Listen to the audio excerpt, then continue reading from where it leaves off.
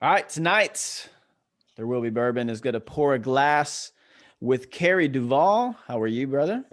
I'm doing just fine. How are you? I'm great. Hey, I'm about to get a lot better. That's Carey. Carey's a retired Army captain. He's a combat veteran, a CrossFit coach. I know that's going to trigger a few people. He's a yoga teacher. Interesting. Or triggering. Yeah.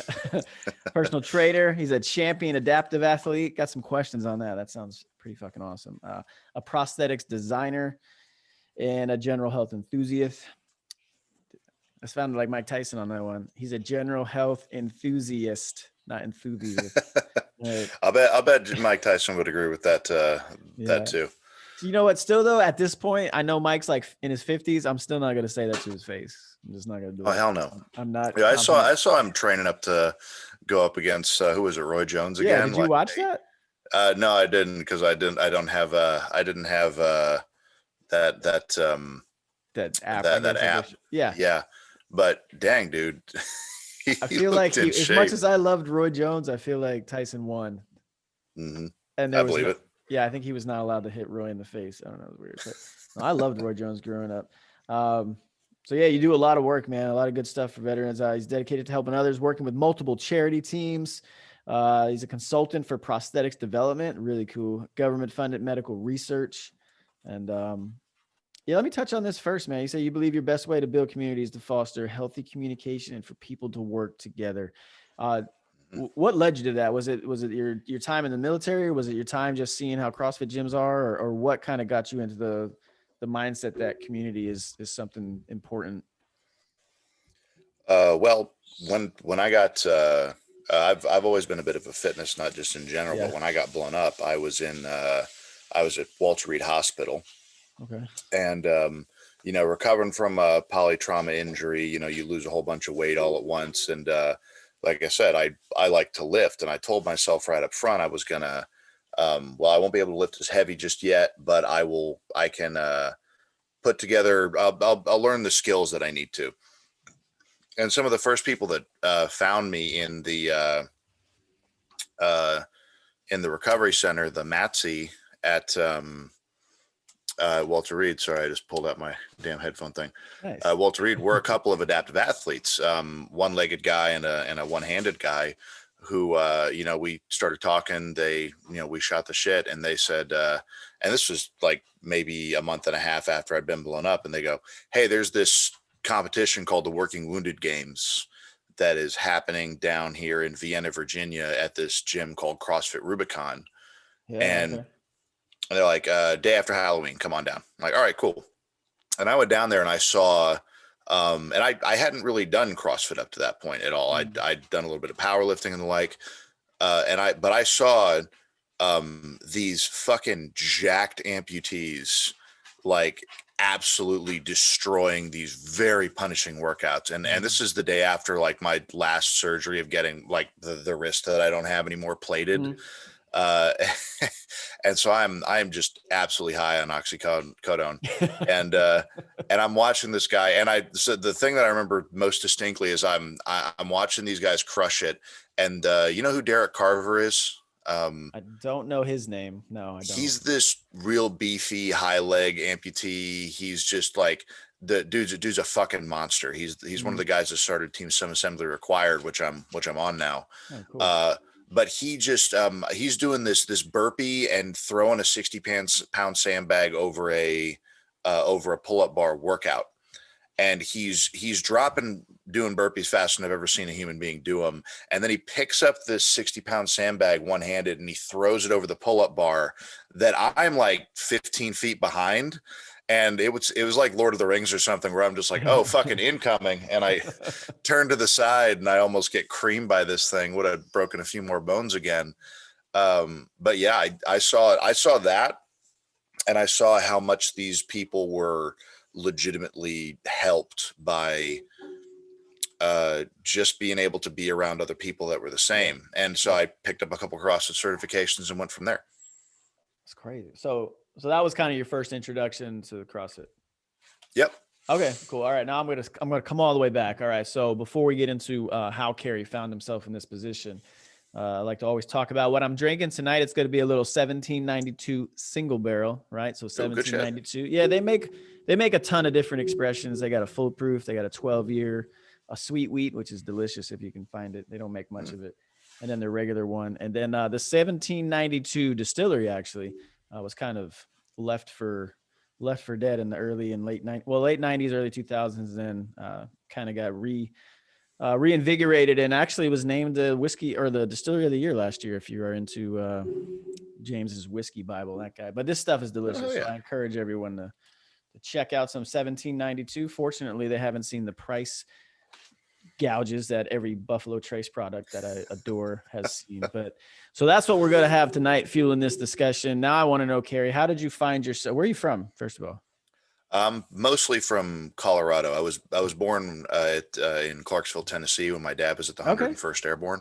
The airborne cosplayers, as oh yeah, exactly. Air assault for sure. Airborne's a moniker. Yeah, got it. Okay, so Colorado, and then so your dad was there, so is that why you wanted to join the Army? Yeah, mostly because I was, when I was getting out of high school, I thought I'll enlist in the military and pay for college later after a little bit of experience. And my dad had done 12 years in the infantry, gotten up to staff sergeant, and he'd unfortunately, when he was at the 82nd, he got hurt in a jump, and that's what ended up medically retiring him. So when I said, "Hey, Dad, I'm going to enlist," he said, "Well, I've done enough ground pounding for the family, so you can go be an officer." And I was like, "All right, cool." And so he told me about ROTC. And we went down to the University of Colorado at Boulder and talked to that ROTC department. I was way late on applying for this because I'd just been applying to traditional scholarships up to that point. And then when I got, accepted in the program, they surprised me with a 4-year. I expect to pay for my first year of college out of pocket. Yeah.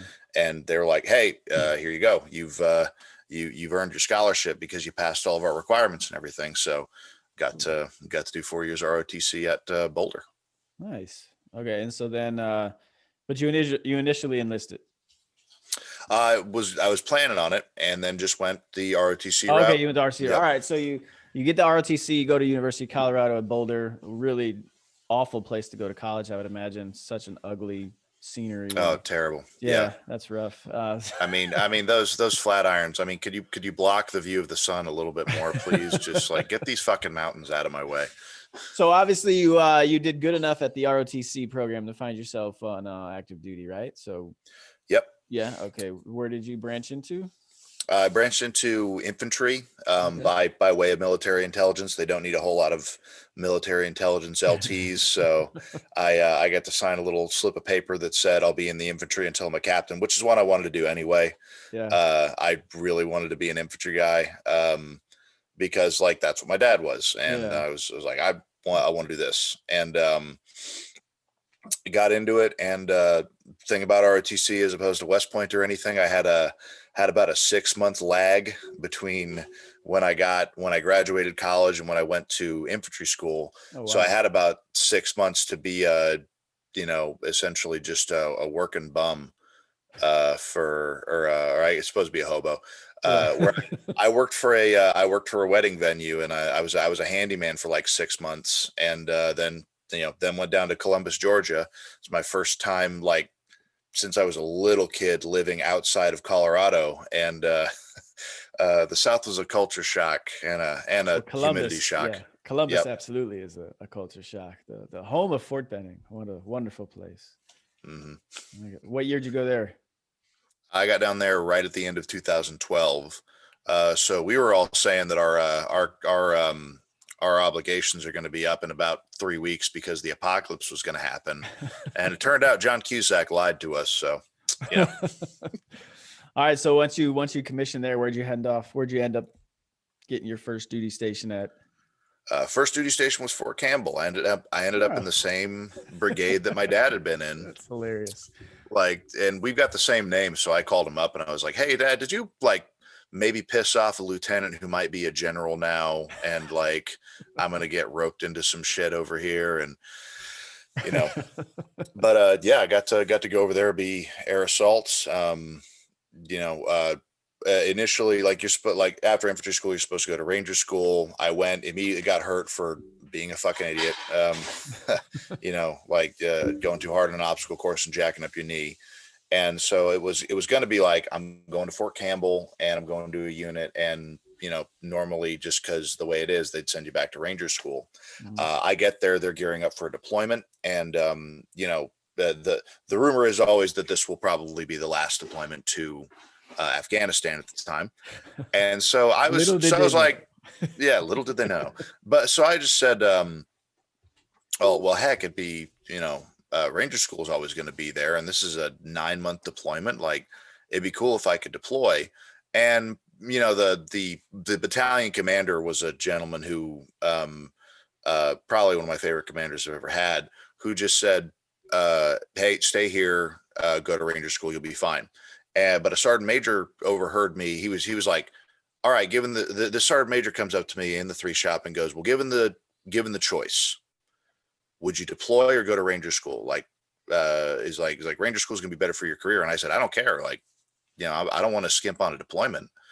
And he thought that was pretty cool, apparently. So I went to JRTC and then deployed out to RC East, Nangarhar, Afghanistan. Oh, cool. Okay. Yeah. So that was that. So you went to, that was 2012 or 2013? That was 2014, right at the beginning of Cool. 2014. Oh, we would have overlapped. Well, I wasn't at an RCC, so I was in the capital. I was chilling in Kabul, NKC in 2000. Okay, cool. Yeah.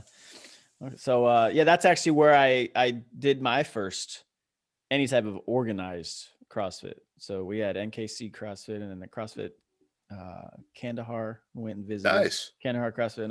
No, and then just the way it came back. Not to steal your thunder, but I came.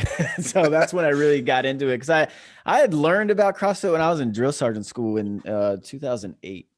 Uh-huh. I had a guy in my class, Donald Forbes, who I ironically saw like as a judge at the CrossFit games in like 2015 or 2016 on the beach thing. I was like, holy shit. Sick. But he was the one that introduced all of us to it. And I guess he went on to, he's like level 4 certified. He's got his own gym in North Carolina somewhere.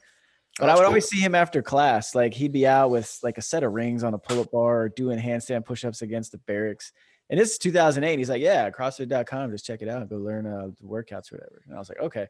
So back in those days, you just kind of picked and chose what you wanted to do. There was no real logic to it. So I probably did everything wrong up until about 2014. But then when I came back, I really got into the whole CrossFit thing and, you know, found the games, and Rich Froning at the time was the one who was the champ. And just ironically, where my parents had retired into Tennessee, it was like 45 minutes to CrossFit Mayhem. So that's where I ended up. That was the first ever real gym I went to. So that was pretty cool. Yeah, got lucky with that. But anyway, enough about me. Let's talk about you. You're in Afghanistan. You're in RC East. You're doing cool RC East stuff. You are what were you, a lieutenant at the time? So you're a platoon leader out there, or? Yeah, went as a second lieutenant. I was a battle captain for like a month, and then I was a platoon leader after that in a company that went outside the wire. And so, fun thing about that,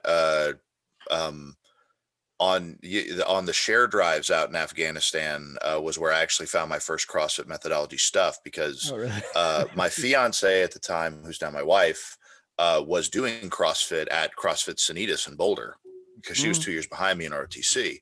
Okay. And I at first, like, I only knew circuit training and weightlifting and stuff. Yeah. And so like you go online, what's the first thing you when you Googled CrossFit of the day, was the first thing that popped up was CrossFit's going to give you rhabdo. Yeah. I was like, all right, this might be dangerous. But then I stumbled on the Mark Twight, Jim Jones stuff. Which that's the guy that basically he was kind of the forerunner to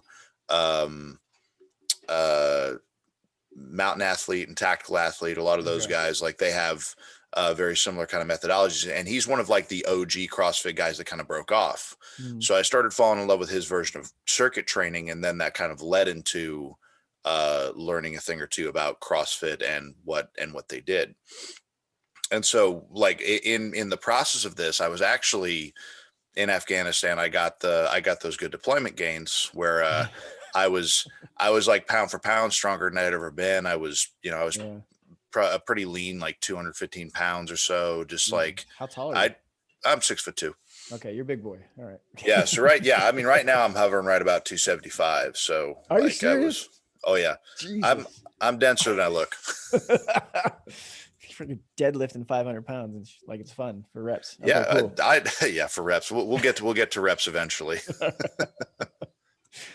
Okay, so you're out there, and then so that was the CrossFit thing. So what happened? Is that where you were injured? Was it there, or was it another time? Yeah, I got injured right outside of Jalalabad. Actually, we Oh, cool. were, Yeah, ironic. Nothing ever bad happens there. yeah, nothing had bad happens in Jalalabad. The funny thing was like, and I tell people this, and they think I'm being, like humble or whatever. Like we were on a chill ass deployment up until that point. Yeah. Like it, the worst that would happen was there was a actually, so my other two sister platoons, when I was in Alpha Company, the 1st to 502nd, they both got into a couple of firefights. Like they got into one firefight each. One of them got like straight up attacked by machine gun fire from across a wadi, and so we had to go out and be QRF for them. And the other guys got into a. All right, so actually that platoon got into two, and then one of them got into one in a town where like they were kind of hanging out in a town, and like they were getting some bad vibes from some elder dudes, like kind of when the elders kind of like, hey, you might need to get the fuck out of here. Yeah. And then some shit happened. And I was like, all right, cool, we're gonna be the only platoon that doesn't get CIBs. Like I'm cool with that. Yeah. And then we're coming back from being close range QRF for some SF guys while some SF guys are doing an overnighter, and like the SF dudes and the Afghan commandos cleared a whole village, and we were like, cool, all right, sayonara, let's get out of here. And then I get blown up by a 1,000-pound VBID on the way back to JBAD. Oh, damn. And so yeah, what vehicle were you in? I was in a Max Pro. Really? And Yep. Damn. And it's I mean, 1,000 pounds is a big ass bomb, but still. Oh, dude, that was the thing. It blew this pick. So I know because my guys told me that it was a pickup that we were passing on the road that was loaded up.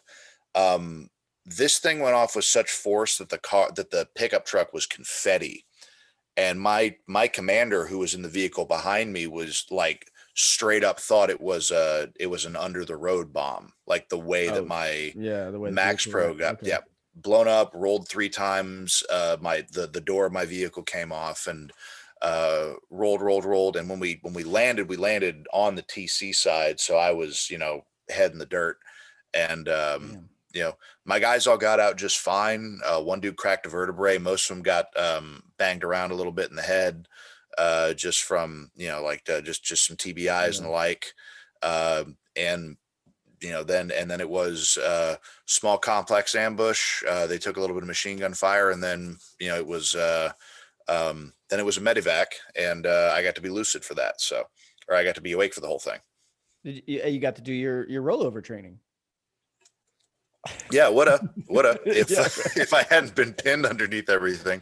No, well, because like I got to go into shock real early, so so like, all right, cool, I'll try and drag myself up. Nope, that's broken. All right, okay, cool. so what was the injury? Like was it the arm that was broken, or how did you lose that part? So my hand was like absolutely shattered and mangled. And I got to see that first. I was like, all right, that's probably fucked up beyond repair. I was fairly cognizant of like, I'm losing that hand right off the bat. And arm was broken a bunch of places, shattered elbow, humerus, broken ulna. And that was what I could like see. And I was trying to direct guys, and the arm was just kind of staying on the ground because I had a clean break up here. And, is that your dominant hand? Yep. Yeah, it was my dominant hand. So, that was gone. And then turned out my femur broke at some point. So like my right femur just snapped. That was a real clean break too, actually. Didn't shatter, just snapped right in two. And and I had this big fucking purple gash in my upper thigh from where my rifle during the rollover had jammed into my leg. And the barrel or the buttstock? The magazine. So I got You're using those steel mags, or where you have your own personal steel mags, old school steel mags. Yep. Oh boy. Take somebody with it. Yeah, no. Okay. Yeah, it's pretty rough. Yeah, that's rough. But came out of, I mean, honestly, considering all the hardware that I got in me right away, because basically what happened, right after I got blown up, they returned fire, and the next voice that I heard was was one of my squad leaders who rolled up and was saying and was yelling, "Sir, are you all right?" And I don't remember saying this, but he does. He heard me say, "Yeah, I'm pretty fucked up, but I'm okay." and and then immediately after him, and this part I remember, my platoon sergeant rolls up, a guy named Justin Richardson, who is a freaking badass. Love that guy. And he goes, he's like, "Lieutenant Duval," and I went, "Hey, Rich, like, get everybody out of the back, get security, fucking like handle me last. Like I'm the like I'm going to be a pain in the ass to get out." And he goes, "Everybody else is out, sir. You're the worst off." And I was like, and like the switch flipped in my brain. It's like, oh, this is platoon sergeant territory now. Like, all right, handle me then. Yeah. So, and got my two strongest guys in there. Pathfinders landed. They cut me out of the vehicle. And I was my company commander was there the whole time. Former Ranger guy named Ryan Adams, who he's a contractor now. A freaking fantastic dude who just had his Barry White voice on the whole time. Like he was apparently right on the horn with command. He's just like calm, cool, and collected. Like, this is exactly what I need right now. And I can't have been I couldn't have been in the bottom of that vehicle for longer than like 15 minutes. My medic was freaking fantastic too. Like, just tourniqueting up, my arm, my leg. A guy named Waylon. He's fucking awesome. And then I was on a helicopter. I at no point at this, and this is probably the shock, was like, oh, I'm near death or I'm close to anything, until I landed at Jalalabad, and right there, in front of the aid station is the chaplain. And then it kind of clicked in my head, like, oh, this might be a little worse than I feel like. Yeah. And then I woke up in Landstuhl, apparently after like 12 hours at Bagram. So, oh damn, yeah, so that happened. So it sounds like you guys had a really tight platoon. Oh yeah. Yeah. My platoon was fucking great. I love them to death. Like, Captain Adams ran a really, really good company, because Alpha Company at the time, just because of all the restrictions and everything, like, we were the only guys that were going out doing anything.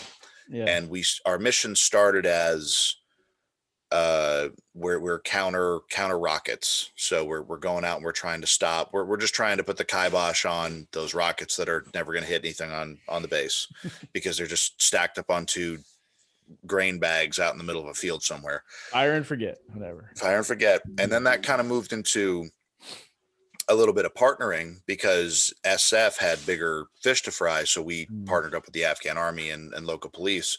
And my guys were all like, most of my squad leaders were pretty seasoned multi-deployment dudes. Yeah. So they were real solid. I loved all them to death.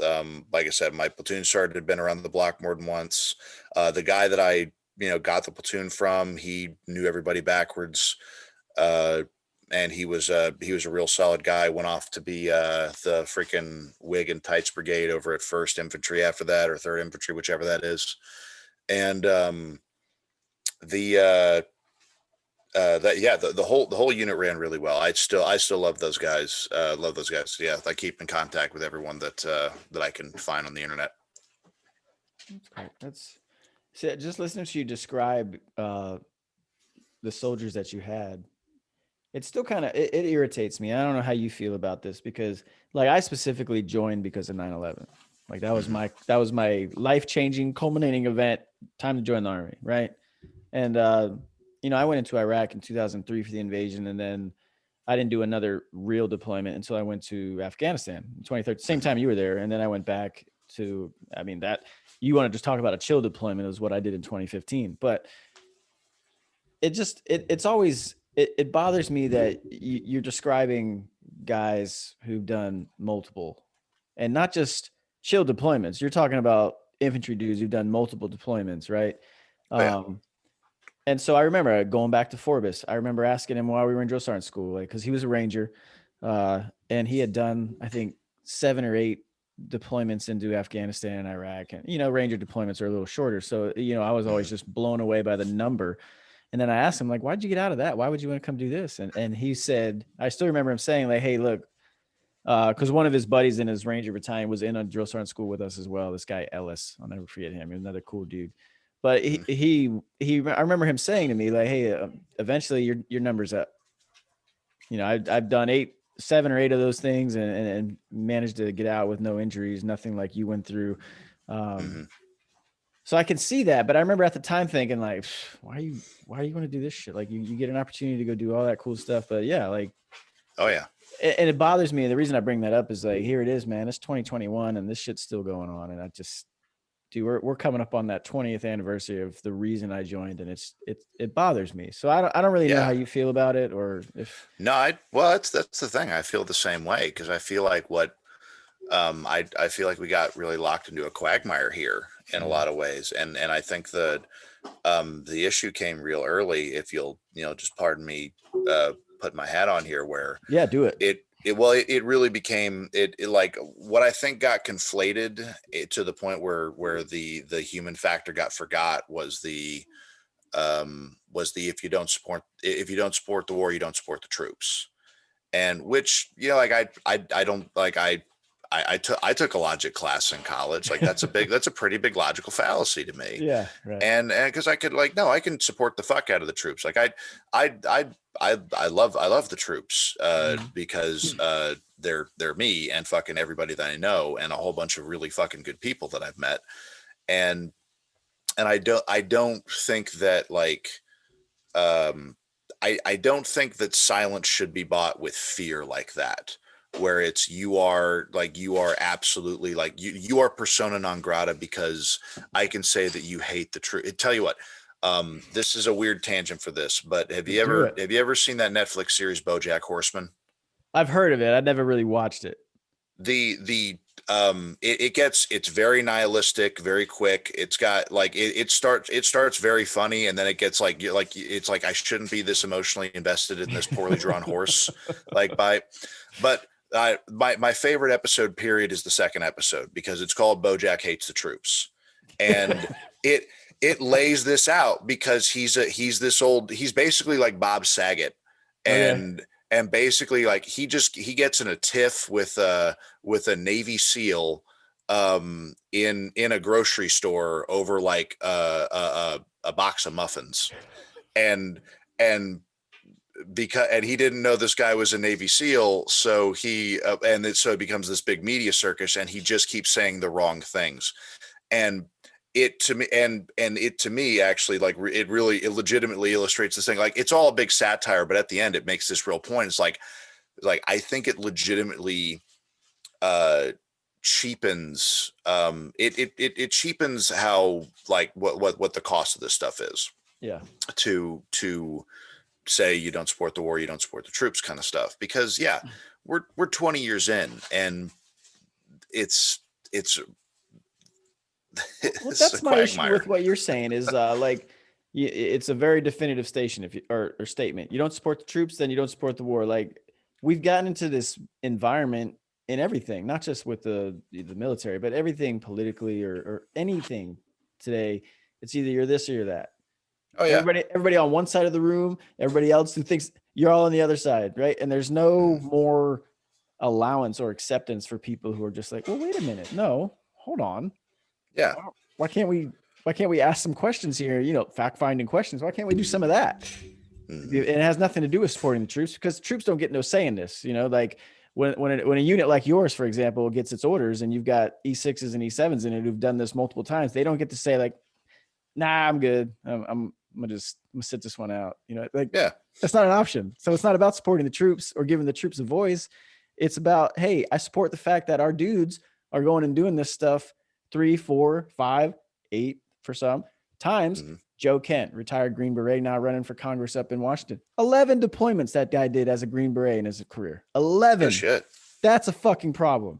Like that 11, like as a Green Beret, not as just, someone like myself hanging out in fucking talk, not doing a lot of shit. Right. Yeah. But 11 actual deployments where at any given time, your number's going to get called. Okay. Yeah. Losing his wife and the way he did in Syria. But that's where people need to start realizing and vocalizing like, hey, it's okay to be opposed to the war, wars plural, and still support our men and women who are actually going and carrying this bag. Because the ones that are saying that, oh, you must not support the troops, last I checked, I don't know. I don't think they're the ones down there. Yeah, a lot of it. And that's I majored in history in college. My dad's a history professor. So we'll sit and we'll talk about like what's the historical context for X, Y, or Z. Right. And one of those things is like, hippies ruin shit again. Like a lot of this comes from the fact that like there was like the hippie movement was so virulent and violently anti-troop specifically. And it was not here's the thing that gets me about that, where if you look at there was the radical left, there were guys like Abby Hoffman and that, but those weren't the same. Like there's always the more intelligent, well-spoken people who, regardless of what they're saying, they're going to be way the fuck over on their end of the spectrum. Right. But those are usually the people that don't say things like that with hate. They're not the ones that are going to go up there and they're not going to say, fuck all the soldiers. It's always the guys that are still on that end of the spectrum, but are several degrees dumber that end up doing stupid shit like that. And it happens all the time. And shoot, you'll have a conversation with anybody about stuff like this. Yeah. Like it's never the people with nuance that can sit there and take in another point. Like I like Bernie Sanders for the very specific fact that he's an independent dude. And I don't agree with a lot of shit that he says. I'm like legitimately, but the fact of the matter is he's a guy that has principle. Mm-hmm. And I like guys that have principle. And I feel like I could sit down and I could have a legitimate conversation with Bernie Sanders and we could talk about stuff. And I could probably say, listen, Bernie, I don't think that all college should be free forever because like yada, yada. And like he'd be very animated about it, but I think we'd have a good conversation. Yeah, exactly. Lots of pointing, lots of that. There are so many people that are so much more tribal than that you just can't have a conversation with. Like like I said, Boulder, Colorado, I'm fairly left. But like there's a couple people where it's like I need you to understand the context of me as a history major knowing what like fascistic communism and Stalinism look like, because you're freaking me out here. So did you ever see speaking of Bernie Sanders, did you ever see it was on like the Daily Show where Trevor Noah showed like all those old videos of him as a mayor in Burlington? No. This, like, public act. Oh my God, dude. So whenever we're done here, I need you to go on and just Google Bernie Sanders public access. Like they released all of his public access tapes as when he was the mayor. Like it's like 40 years ago. Number one, the dude looks the same. Mm-hmm. Like it's like he hit 40 and he hasn't aged since. Like he still is the exact same guy. But he's also, as you just described, like you're describing people who are principled, right, in politics, which is few and far between. And Bernie, we may not agree with half the shit the dude says, but he means what he says, right? So they're literally showing these videos where he's like holding court with these kids, and they're ranging from like 5 to 12 years old, and he's like, "Hey, who here smokes?" And some little 5-year-old's like, I do. He's like, what do you do that for? He's like, oh, no. He's like, I think you're dumb. It's just hilarious. And he's like, who here does cocaine? It's just like the weirdest shit that Bernie's talking.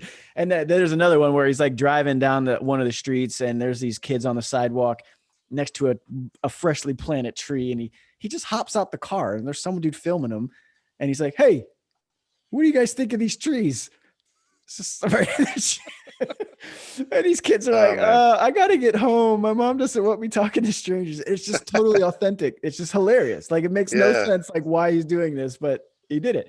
And there's a couple others where he's like speaking to, high school's Mhm. classrooms and all. But these tapes are hilarious. And not a big fan of the Daily Show anymore, but it is funny that they unearthed this Oh stuff. yeah, It was absolutely. phenomenal. That's hilarious. I need to check that stuff out. Well, because like You should. what the kind of stuff you're talking about is the reason that I love Colorado as Mm, my state, because like Colorado to me is a really purple kind of state. Because the thing that I like about Colorado and a lot is a lot of people, like, it doesn't matter what side of the spectrum you're on, like most people just want to be left alone. Like it's nailed like just let me chill here in my mountain town. Like, is that bearded old guy left, right, or center? Who knows? He's out here in his sandals and big straw hat, rucking for no reason along a highway, and he's going to go home to his house. He's going to be fine. Like that to me is a Coloradan. I'm Yeah. very cool with that. So I guess that brings me to a question, because I can go back on the military stuff too, but I'm curious, like the way you say that, because what's your take on the Electoral College? I would say then, whereas, a state like Idaho having no real influence or say over a state like California and vice versa, but because one state is amplified based on their vote total, they get to kind of have a say on what these other states do. Where do you come out on it? Like, is that something that Mhm. you see the logic in the founders, or are you more like, oh, well, whoever has the power has the power? I think that the way that the modern system has been changed and kind of jerry rigged is the thing that kind of bothers me with this, Yeah. because I say jerry rigged, I mean gerrymandered. Well, yeah, gerrymandered, that's a very real thing. And then both sides do it. So it's not, Both sides do it. Gerrymandering is like you're taking away the voice of the actual people of a given area. right. That in particular needs to be redone. And the issue, the reason that I bring up gerrymandering is because that affects the electoral college, and the electoral Mm, college, but it being a winner take all system, I think that really does, like, I don't like the fact that there are a few battleground states that yeah. decide where the nation goes year over year over year. Because here's the thing: if you look at, like, and I'm stealing this from a couple other people, like if you look at the big 50 state map, in just the reds and blues, they're like, this state went Democrat, this state went Republican. It looks super divided. All Right. right, but if you break that down to like county level Yeah. and you That's actually look at that, it's way more diverse, mm, site to site to site, and that to me is a lot more heartening than it gets viewed. I think that, like, the electoral system does need to be overhauled in some way, but that's one thing. Like, I'm not as much of a civics person as I am just a general history person, yeah. and that, like, I I like the idea that the concept was better representation for small states and big states, or Yeah. equal population Yeah. versus, like, I don't what do I want to say? What do I say here? I don't think it's something that should just be completely dismissed out of hand. But I'm also a person that thinks that Australia has the right model for voting, where everybody is registered to vote, and you get fined if you don't vote. I like that a lot, because I like the idea of voter participation. Like, hey, it fucking matters. You better get out and vote. Yeah. I've almost gotten arguments with my family about that. It's like, hey, listen, I'm legitimately that person. Like, if you don't vote, shut the fuck up. So Yeah. No, that is a very real thing. I'm with you on that. And that goes for both sides. I don't need to hear anybody complain on either side if you didn't actually take the time to get out and go participate, right? But I'm oh also yeah, someone. Yeah, I was a political science major once upon a time, so I'm a oh huge cool. nerd for this shit. But no, but I'm someone who also thinks like we're doing it wrong, and that we still try to count what 170 million votes or 140 million votes in 24 hours. Not even. Just, man, make it a fucking national holiday. Make it another 4-day. We could always use Yep. another 4-day in the military, right? Starts on Friday. It cuts off at 7 o'clock on Monday. You make it a whole 4-day weekend, right? We don't have to worry about whether people have access. Look, you got 4 days. Get out there and go do it, right? Make Yeah. it It should be a federal holiday in this country.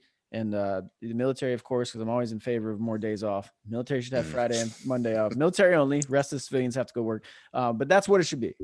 I'm just saying. I love that. I love the idea that I would love for Tuesday to be like that.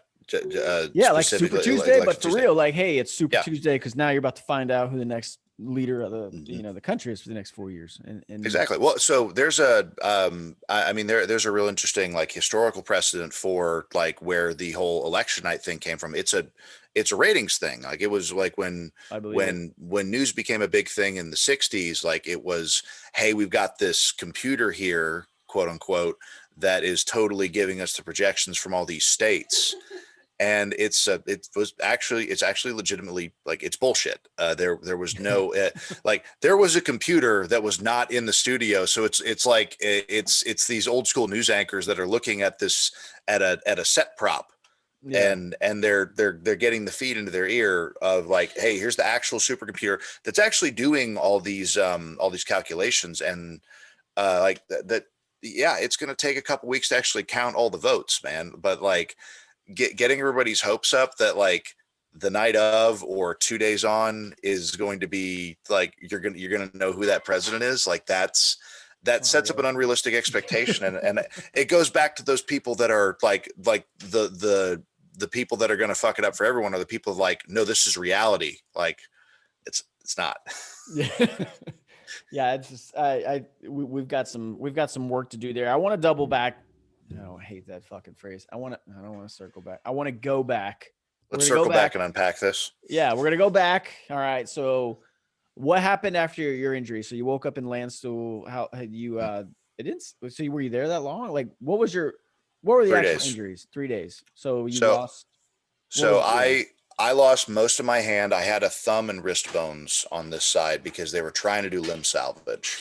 And that thing, like that was nerve pain from day one. That thing hurt like a motherfucker. Broken ulna, shattered elbow. You might actually be able to see the scar a little bit here. Broken humerus. Yeah. So like that was a snap. So I got hardware all up the arm.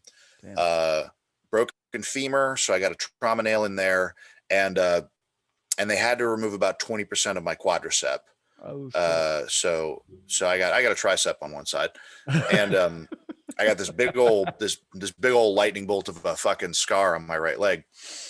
So when I woke up in Landstuhl, I was freaking hooked up to cables and tubes. I was intubated. I had a wound vac on my leg that was just pumping out like all the nasty necrotic shit that was in my leg. And when they got me, like after about 3 days, I had enough surgeries and I was stable enough to move to Walter Reed. And when I got to Walter Reed, like they were like, all right, cool, you're here. First thing, we're going to put your hardware in. And it was kind of, I think they kind of just took the opportunity and called an audible because I was supposed to go in and do this in phases, but I'd also lost and gotten a lot of blood at this point. I'd gotten like 12 or 13 units of blood at this point. So I'm, it was like a lot.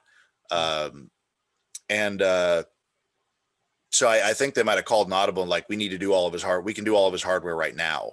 And so they got all the way up to just the wrist. And I immediately had hardware, which is the best thing they could have done, because when they put that nail in your femur, and they take away like the external fixators and everything, before the bone was healed, I could put weight on my leg and I could already start rehabbing right there. Arm healed. Like 2 months later or a month and a half later, I could get the wrist plated because, they're waiting for your red blood cell count to come back up. And my mom's a nurse. My father-in-law is a pediatric neurosurgeon. I got a lot of medical people that were around me in the hospital bed. Yeah. And basically my mom's sitting there getting the lab numbers from my nurses because my mom wants to know. And thankfully, like they didn't tell me shit. But my father-in-law is actually standing out in the hall, like doing this because he's like, his blood count's too low. Like his levels are too fucking low. Like Tom Moriarty was freaking the fuck out because and luckily the guy you nobody don't want to freak out. Yeah. Yeah, exactly. Like the guy who does brain surgery, and he's like, he's a big dude. That's not a lot of blood to have in a big dude like that. Yeah. Like, and but luckily I had a whole bunch of really good doctors around me that were, like the thing about the doctors at Walter Reed is they deal with polytrauma and amputee people all the time, and so my doctors rolled in from physical medicine and rehab, and were like, hey dude, here's the protocol. Like I was there for like 2 days and I'm already doing physical therapy, which at that point was stand on one foot for 15 seconds and try not to pass out. And that whole 6 months that I spent at Walter Reed healing was a great experience with the doctors and medical staff there. Are those doctors, are they military or are they civilian doctors? Military. Most of my surgeons were like lieutenant colonel level or above, and they're Army and Navy because they combined Walter Reed. Interesting. I didn't know that. I mean, I knew it was a military hospital. You never, because based on what you were saying, like, hey, I figured maybe they're specialists and maybe they get them outside and. There's a couple of those. Yeah, they bring in guys from Johns Hopkins and all sorts of places like that. Like my hand doctor actually initially when I got in, when I had the thumb, he was like, well, here's what we can do. We can take a long bone out of each of your feet and we can give you digits that your thumb might be able to touch. And and he was like, first thing, like you might have foot problems. It's like, I'm going to stop you right there because I walk around at over 200 pounds and I wear Vibram 5 fingers. Like if my feet are fucked up, I'm fucked. And he came in another time and he brought that up. And this was the only time I think I actually like sassed back at a doctor here. He goes, hey, we got the specialist coming in from Johns Hopkins. He can talk to you. And I went, Doc, listen, I'm not going to be at age 60, old toe fingers sitting on my porch, towing a banjo and scaring the neighborhood children. Like, I don't want to do it. And he laughed and was also mortified and he left. And, and he didn't push me on it again. And then when I called him a year later and I said, hey, the thumb is the most painful part of this whole process. Can I get an elective amputation? He was immediate. He was like, absolutely. Like you're the patient. I know you do your fucking research. So yeah, let's go for it and get the amputation. And I was immediately a lot better for getting more of my hand cut off. So you're a 5-finger shoe guy, huh? 5-finger shoe guy. Not anymore. I wear a lot of like wide foot stuff, but it's not because I don't like the 5 fingers. It's because I think the quality's either the quality's gone down or I am a super hardcore athlete because I burn through 5-finger shoes now. You're 275 pounds, bro. It's true. No, I remember around that time, 2013-ish was like, that was the 5-finger shoe era. And I just could never do it. Yep. I could never do that.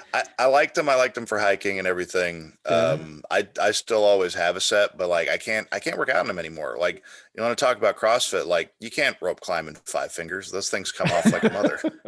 That's true. All right. So that was, you went and did that elected amputee. So what was the final outcome? All right. So you get out of there. What happened next? Were you medically retired? Did you go back to the Army? What happened? Well, so when I first left Walter Reed, I left with the thumb and I left at the 6-month mark because if you were there at 6 months, you were assigned to Walter Reed and I didn't want that to happen. Okay. So I got all the memos from my battalion and brigade commander and even the division commander of the 101st. I think I got the division. I might have gotten the division surgeon's blessing on it, where they said, "Yeah, he can come back and he can like med board out at Campbell." Okay. And then when I got back to Campbell, my battalion commander said, "Carey, you're like, if you can pass a PT test, I want to give you another platoon." Oh And shit. Nice. I was like, all right, cool. If I can twist my arm about it. So I immediately went out and passed a PT test with like I barely made the run. I'm not even sure I made the run. I think maybe my buddy who was giving me the test might have thrown me a bone Yeah. because my right leg was still not firing completely. So Yeah, it that's felt crazy. like I had a cinder block strapped to my thigh. Damn. But like eventually, because of adaptive freaking CrossFit shit, I taught my quad how to fire again, and that actually like once that started working, that started feeling a lot better. Even though I still got the big massive scar tissue that does get a little bit bound up, like the whole thing fires now. Yeah. And got that PT test passed. I got put in a heavy weapons platoon, so driving around in Humvees and technically we're supposed to be taking down tanks. Loved that. Very small platoon. It was. I had like 12 guys, but it was awesome. It was exactly the kind of thing I needed. It was the confidence boost that I wanted, Yeah. and that was also when I was like, okay, like if this is happening and I can still do all my infantry tasks, like there's no reason I can't at least try to go to special forces selection. And like and my commander had been an asymmetric warfare guy and had done some more like high level soft stuff. And I told him this and he goes, Carey, I wouldn't fucking have it any other way. So he was kind of the guy that was like, yeah, dude, if you want to go for it, go for it. So you went to selection. I went to selection. I passed selection. Oh shit. Yeah. What year was this? This was 2017 in January into February. Damn. And I think it might have all been in January because it's 3 weeks, but I'm actually the only amputee to ever pass selection and attend the Q course. So what happened then? Did you okay? So you went to the Q course. Pass selection, went to the Q course. Basically, like I went back to Campbell and I bounced out like immediately because I was like, give me the first aid I can, like yeet. And I got over to Bragg, signed in, went through basically the whole Q course, got all the way up to Robin Sage, the final exercise, which, as you know, first time it didn't go that well.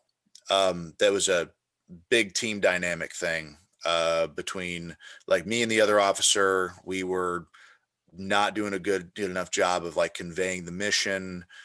Nobody got it. It was very difficult to get everybody turning in the same direction. It was 12 wheels all running in different directions. And I owned up to that because, I mean, fuck, you're the leader. Like you're the one that everything hinges on. Right.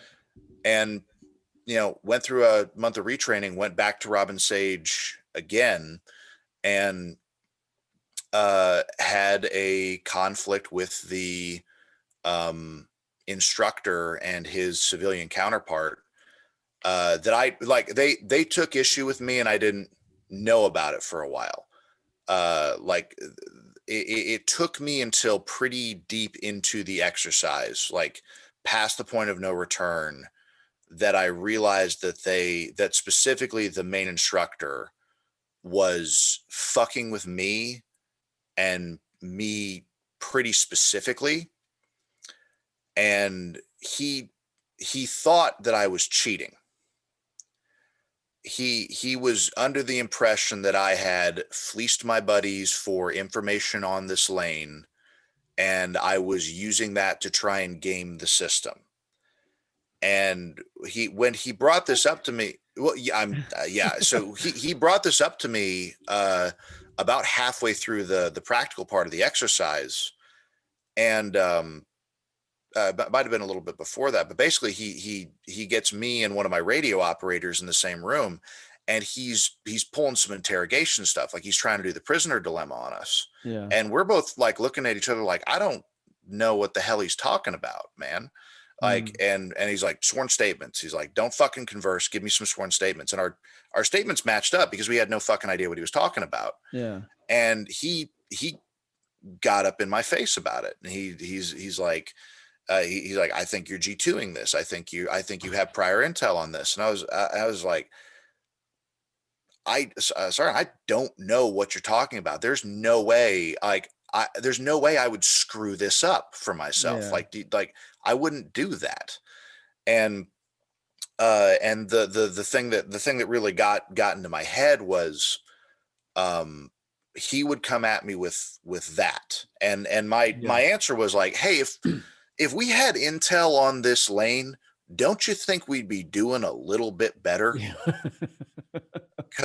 Cause we're kind of like we're great balls of fire right here, man. Yeah. Like this is So you like think he was there's just trying to fuck with you? It just gets you to admit something, or it was just, so that was my thought. And later I thought it was like, so he would be followed up by his civilian dude who Yeah. like, this was a 1-2 punch where his civilian dude had, like his explanation for everything that I was doing wrong, quote unquote, was that I had PTSD.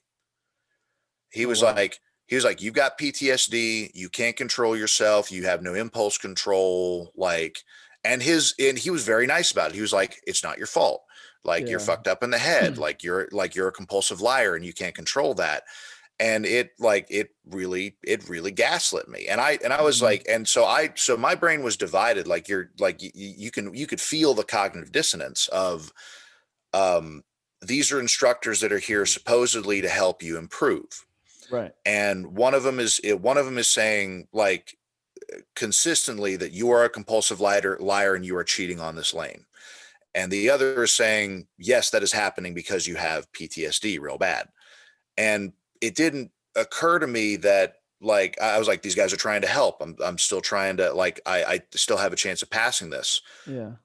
And then, we got to the end of the exercise and like, I was completely tanked. I was fried. I didn't know left, right, or up. And, then afterwards, like after this, I had failed. I had been failed. Mhm. And again, I knew these guys were fucking with me because I would go out and do something and I would be absolutely berated by this main instructor. A fellow officer of mine would go out and do the same thing, which is usually just relaying a plan to Right. Yeah. civilian populace. And he would get lauded for it. Like he's like, you're a genius. Like, I was like, we came up with that plan together, man. Like, what are you, I'm utterly confused. And afterwards, after all this, I was, my brain immediately went into, okay, listen, I need to fix whatever's up with my head. And I was like, I'm going to go to civil affairs. I still want to be soft. I really want to be soft more than anything still. And even if I messed up as a Green Beret, I might be able to do the next best thing that I'm good at, which is like, I'm really good at negotiating. I'm great at talking to people. And I really like what civil affairs does. Mhm. And while I'm in the run up for putting this together, a friend of mine comes to me and he says, Carey, listen, we overheard those instructors talking when we were out at the camp, and it's because you have one hand. And That's what I keep coming up with. exactly. Well, and here's the thing: like I was so obstinate in my head of like, I will not be, because in my head it's like, I will not be defined by my disability. Like that's Right. always what I would sit there and tell myself and think. And that became like that became almost toxic in and of itself, because then I would basically refuse to see what this was.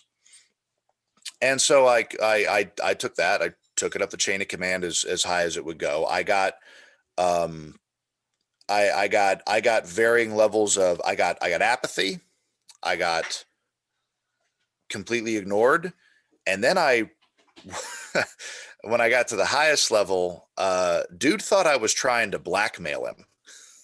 The CG. Yeah.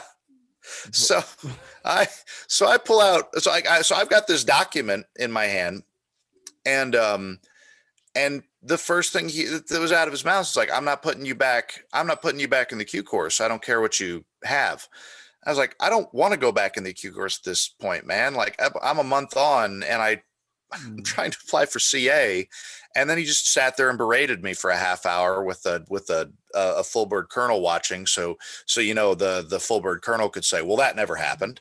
Yeah. And, and then I left the building, and I was shattered to pieces. Like I didn't have a personal identity or narrative anymore. So yeah, that was all right. So there you go. It's out on the podcast now. That's the first time I've actually like told like that much detail of the story in full outside of like friends and family. So yeah, but what did you think the motivation was? Was they just didn't want to have someone who was disabled complete that? Or I mean, I'm sure you didn't get like, hey, you know what? Here's the real answer, Carey. I mean, you know what I mean? So you're left to kind of make up your own determinations here, but is that what you feel like?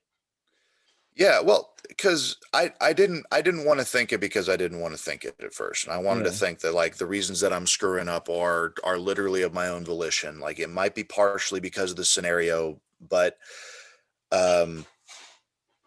like I've drilled down on it a couple different times. I've written a journal about it. Like I've done all the like PTSD steps for something that's a traumatic experience because this ended up being that.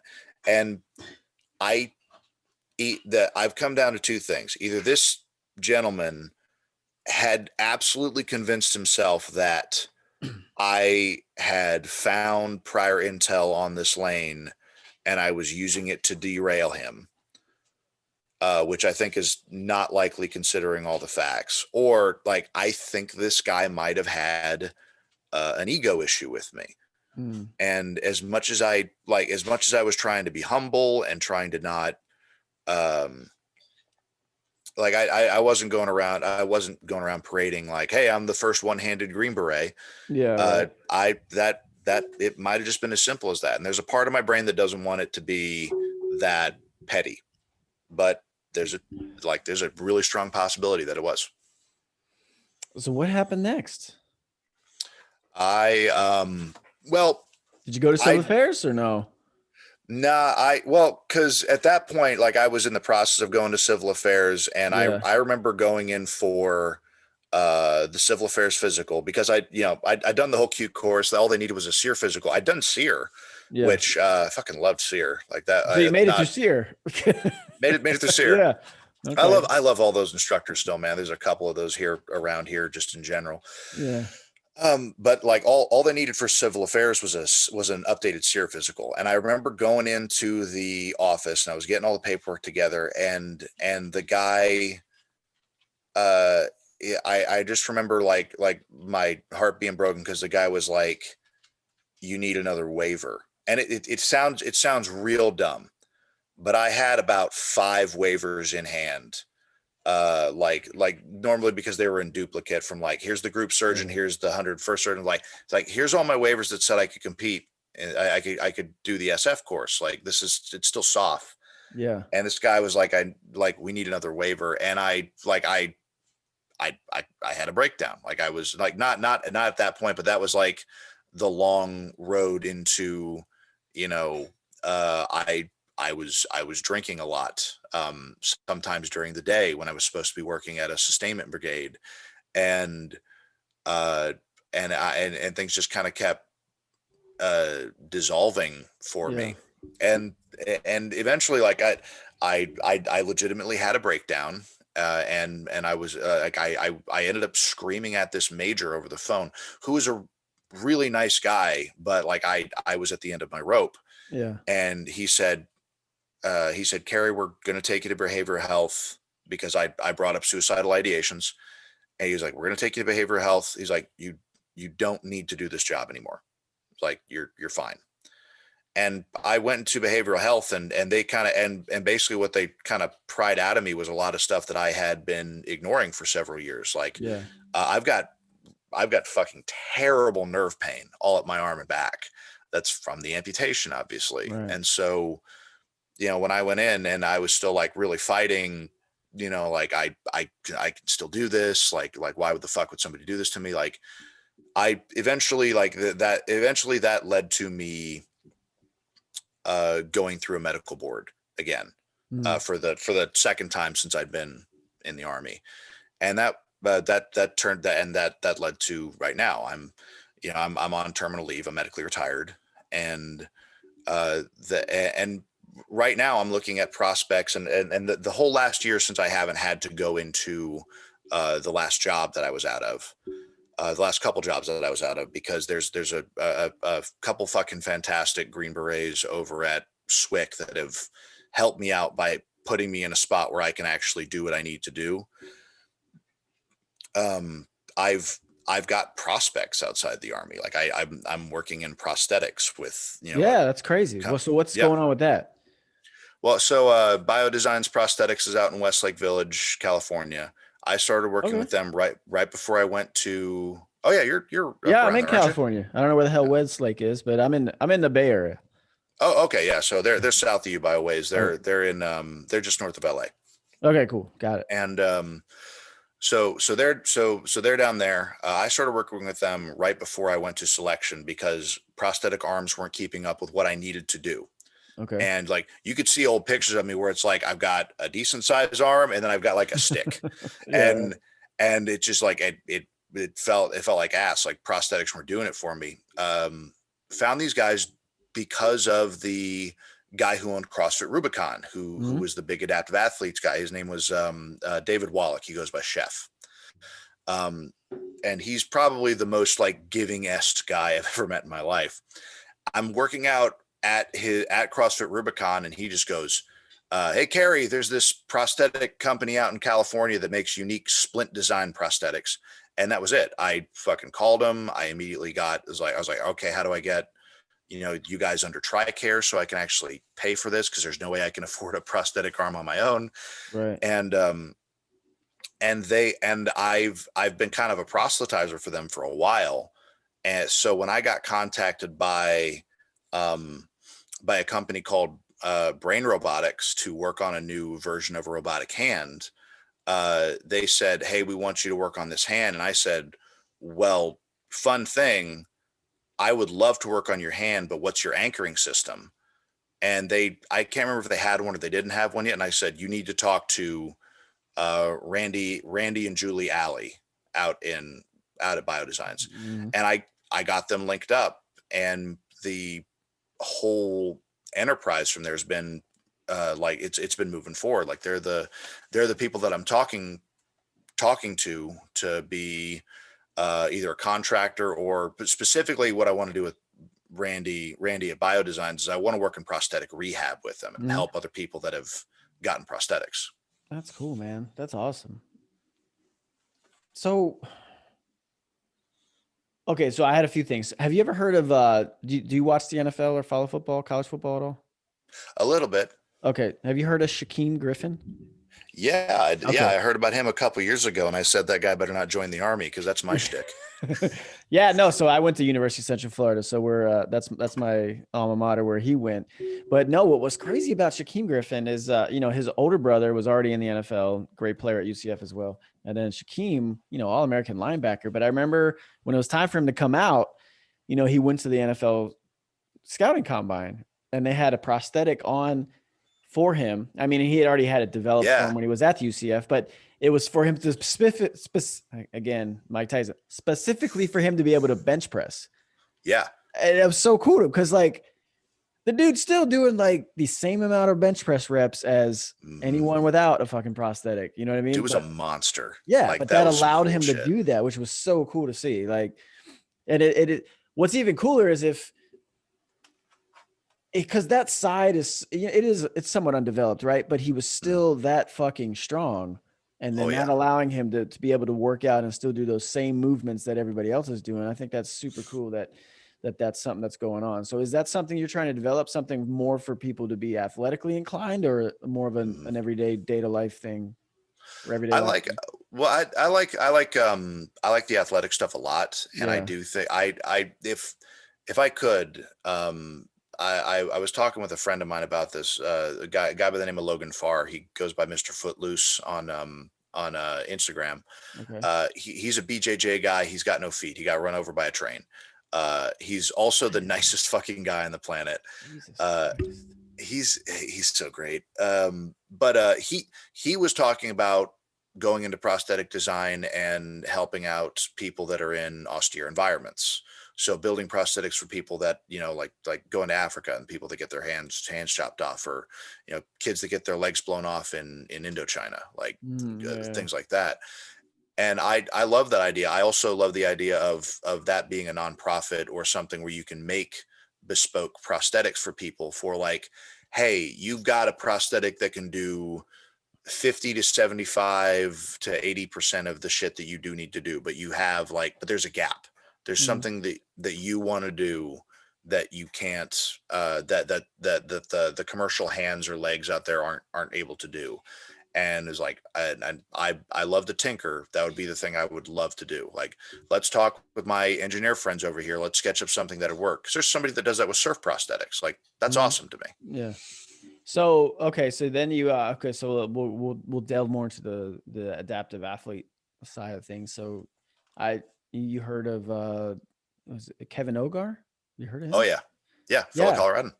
Yeah, is he really? Oh, that's right. Okay. So I went to the CrossFit games to watch in 14, 15 and 16. And I remember in Mhm. 16 that's when during like one of the intermissions they had like an adaptive athlete demo, like a Yeah. demonstration, and Kevin Ogar was out there, and it's very similar to what you were describing with the sandbag. I don't remember the word, honestly. I mean, we're going on 5 years. I don't remember what it was, but I just remember watching him move, and it's just insane. Like this, like these dudes. Now I understand what you've gone through. You're very fortunate to not be in that type of situation, right? Hmm.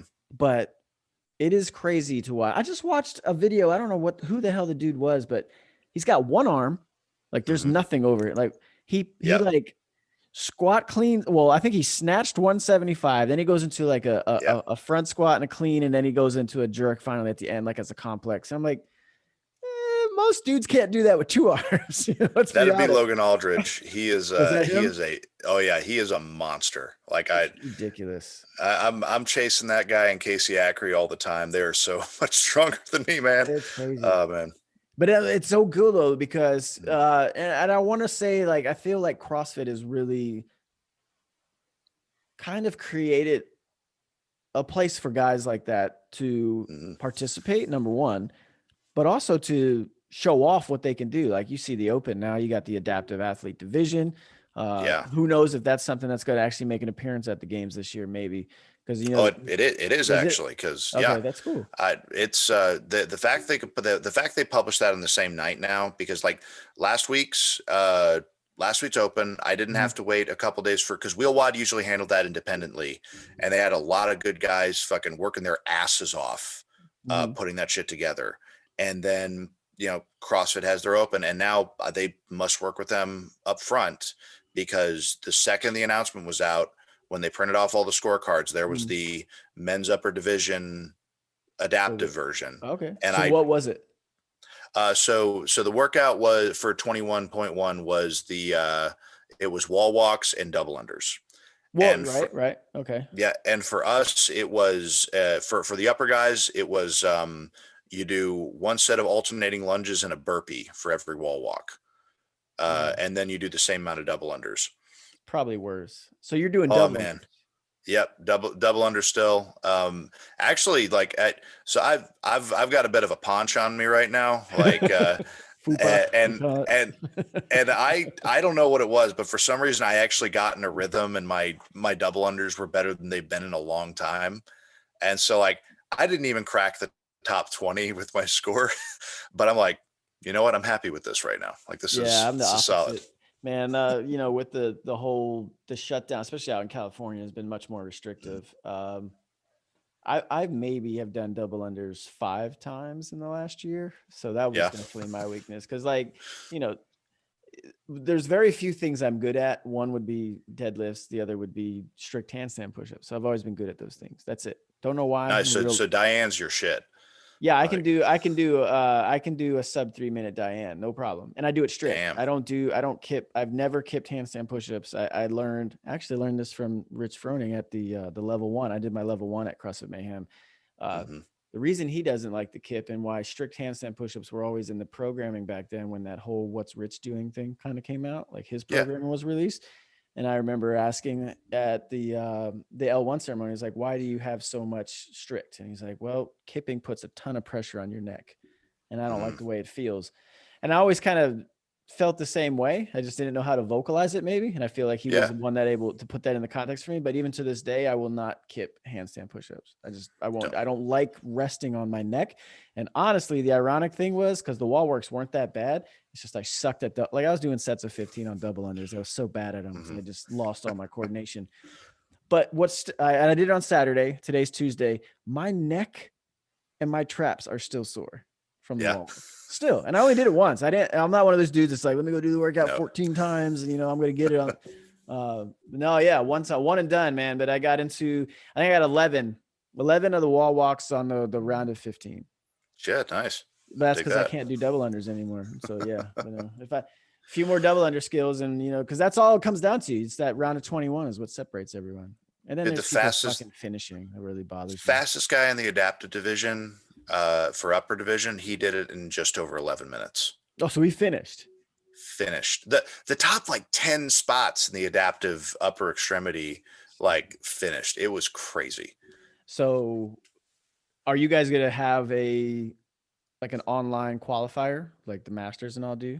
Or okay, that's at least that's the plan. I suppose that's like an adaptive training academy thing. So is that something you're hoping to do, or are you just you're just participating this year to see what happens? I'm hoping, but the pool is a lot bigger than it was because I qualified last year for the wheel wad stuff right before everything shut down for COVID. Yeah, okay. And I eked into the top 10. But it looks like there are some monsters here this year. So even if I get grandfathered into actually going to the games this upcoming year, I'm still going to be working my ass up. I spent most of COVID training strength and strongman. So I got pretty good and strong, but a lot of my more power focused stuff that comes from CrossFit. I should have been Olympic lifting a little bit more, but honestly, now that I've popped back under an Olympic barbell after just doing deadlifts and strict press, 135 for a single arm snatch actually goes up pretty well. So, not going to single arm snatch 135 split snatch. Yep. What a dick. That's fucked. Yeah, right. On the barbell. I'm going to go try that tomorrow. Actually, I'm going to go try. I want to try one hand tomorrow. What I used to do some dumb shit in Kuwait at CrossFit Fairtown. We always used to try to see how much we could deadlift with one arm.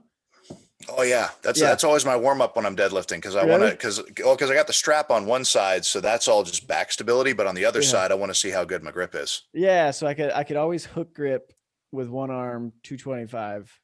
That was fun. Shit, yeah. So that was cool. But yeah, it's crazy how you don't even notice it.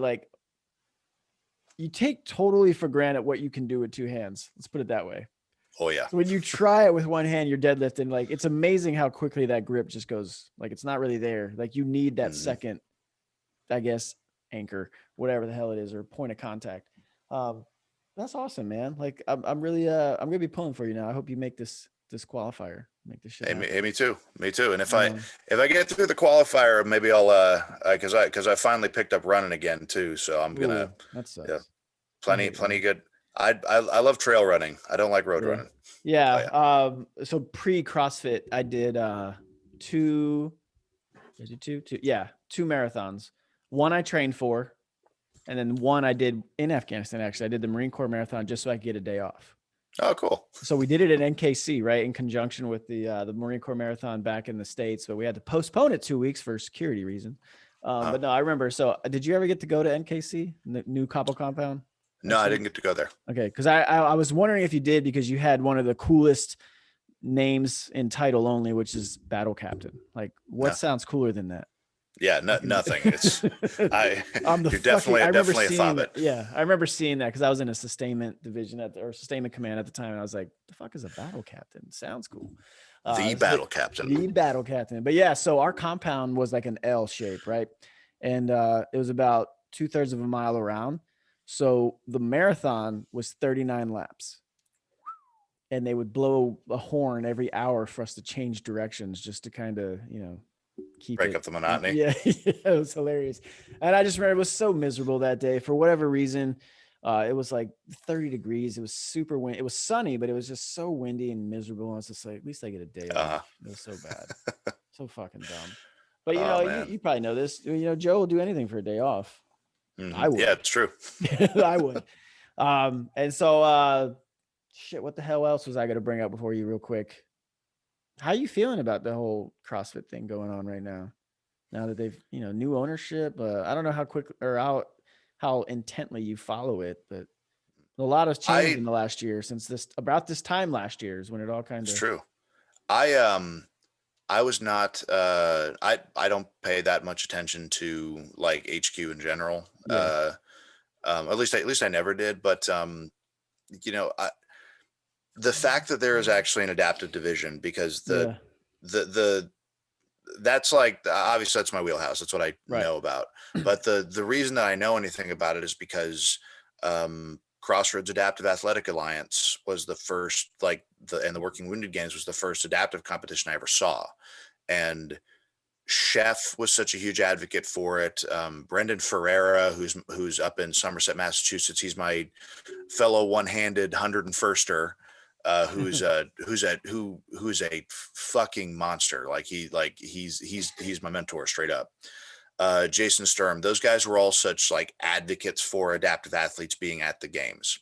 And for so long, they just kept hitting the wall of it's too difficult. Like, if we use do we use the Paralympic shit? Do we come with our own, yada, yada. And Chef was always the guy that was like, it's right here. We've been doing it for years. We have the technology. They can crush this. And they just kept getting blown off. And then this year, and Wheelwad took over from them. And then there's the adaptive training. Who's that Seattle Seahawk dude? Jason Vabora, I think, who he has an adaptive training foundation in Texas where he trains amputees. Oh, cool. And Adam Vabora, I think, but he's a fucking badass. And you have all these people that are training adaptive athletes who are the clamor rose. And when the gentleman from CrossFit Sanitas took over as a CEO, that shit opened up. And I like to think that that's a little bit like the openness there is a little bit more like that's on purpose. And the cool thing is, I think when there's a whole, when we see all those adaptive athletes at the games this year and you get to see some of those events on TV, regardless of first of all, there are people that are going to fucking crush those workouts. But second, there's all these kids that get injured or are born with some sort of disability that when you get up and you see somebody that looks like you, right. Cause Logan Aldridge, I think when he was 15, his arm got caught in a wakeboarding accident. And the thing his dad said to him was, it's just an arm. And then he went out, and he's probably the strongest one-handed pound for pound guy outside of maybe Casey Ackery. That guy is nuts, and he's super fucking inspiring. And the fact that 275 pound Army Captain Carey Duval, who was struggling to climb a rope one-handed for so fucking long. I want to see you do this. Saw this dude doing it. Yeah. I want to know how to, I need to, because I'm climbing ropes tomorrow. Actually, I need to know how to do one with one fucking hand. That's crazy. Logan posts one about every 3 days just to infuriate me, I think.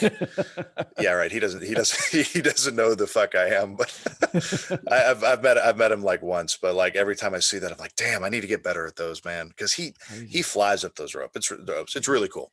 No, but I think you're pointing out to a thing that I think is important, and it's the fact that I think so many people, because I've even, I've had plenty of internal dialogues with myself every deployment or just whatever, just hey, let me play worst case scenario today. If something happened to where I was in that position or where you find yourself handicapped or something, I think most people, it's always been kind of thought of as, hey man, that's the end of your fun, right? And guys like yourself have proven, no, it's just another obstacle for you to hurdle over, right? Yeah. And it shows that not only is it something you can do, it's something you guys can do very fucking well, and probably better than I've watched, because Ogar's actually in the wheelchair, right? That competitive. Yeah. The dude does bar muscle ups. Yep. I don't think people understand how hard a bar muscle up is normally. This dude's got fucking a wheelchair on him and he's doing bar muscle like that. It's insane. If you don't know what a bar muscle up is when you literally pull yourself from below a bar to on top of it. And he's doing that with a wheelchair. Like it's just so impressive. And the fact that that guy's spirit has never, at least, well, I mean, we don't know, but the fact that he can still do that stuff, like he never quit, he never gave up, because people forget he was a regional level athlete just in regular CrossFit before he got injured. Like he's a very talented individual, and he could have easily just, slipped away into the, wherever and never came out of that shell, but he's still doing it. And I think it's great that now we're at that point where guys like that and yourself are going to get an opportunity to showcase it. And I hope you all fucking crush it, man. I really do. Absolutely. Because you're in better shape than I am, for sure, at this point. I doubt it. The camera doesn't get low enough to see my white ass belly, but all right, Carey, man, I appreciate you hanging out with me tonight. Is there anything you need us to pay attention to? Go check out any specific organizations you're supporting? So just hang on. Let me pull up. Yeah, go get him. Grab it. And while he's doing that, please like and subscribe the whole podcast. There Will Be Bourbon. Hopefully you understand that by now. It's on YouTube. It's on Apple. It's on Spotify. It's on everything. Follow, subscribe, download, share it with your mom. I'm sure she'll love it.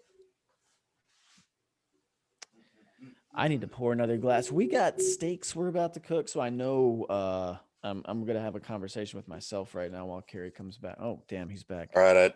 All right. Welcome. Sorry about that. I don't know what happened to the book, but there's a book called Lessons in Cadence that Lessons in or Lessons End? In. Lessons in Cadence. Okay. Yeah, Lessons in Cadence. It's it's about PTSD from people that are still going through it. So I wrote a chapter in it. So did a lot of friends of mine, a lot of the people that I've mentioned. It's military and law enforcement guys. It's through the Stay Safe Foundation, which my buddy Eric Bassick started. He's a guy up in New Jersey. Okay. And Rockaway, New Jersey. Rockaway, yes. I always remember because of the Ramones song. But he's not taking a dime for it. This is all going to charity. He got pushed into it by Frank Shamrock, who wrote the foreword for it. Okay. And it's legitimately about people that have been through some traumatic shit that are not fixed yet. Like we're all finding our coping mechanisms. And I very highly recommend it. I'm slowly reading it because I'm not the fastest reader on the planet, but it's a really good book and you should definitely check it out. Good deal. All right. So you got that. You got Lessons in Cadence. That's Carey Duval with me tonight. All right, brother. Appreciate it. Thanks a lot. Groovy. Thanks, man.